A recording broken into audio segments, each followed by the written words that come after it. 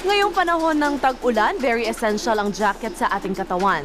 Bukod sa efficient itong proteksyon laban sa ulan at ambon, ang ating jacket, pullover, cardigan o blazer, in na in sa fashion scene lalo na ngayong malamig na panahon.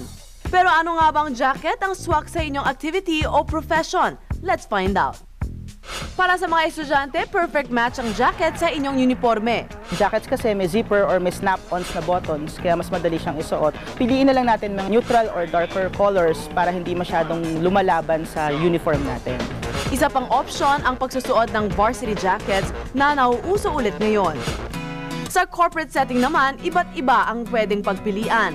Una na rito ang cardigan. Cardigan, mostly, ginagamit siya ng mga pumapasok sa office or yung medyo mga preppy. Yung gawa siya sa tela or minsan knitted siya.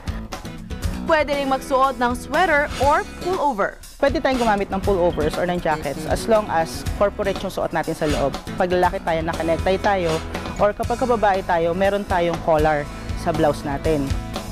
For girls, perfect naman ang blazer. Kung halimbawa, working in a corporate setting na medyo creatives yung tatrabaho natin, we can get away with colored blazers. Sakaling magmo-mall naman o gigimik, pwedeng mag-mix and match ng panlamig base sa inyong casual outfit.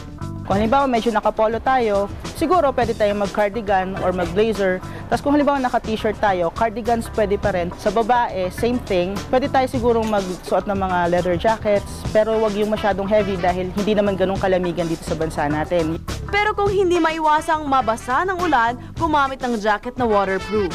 Avoid din natin na magsuot ng mga cloth-like materials na mga jackets kung ilulusong natin siya sa ulan. Wear jackets na waterproof. Hindi yung jackets lang just for the purpose of wearing jackets.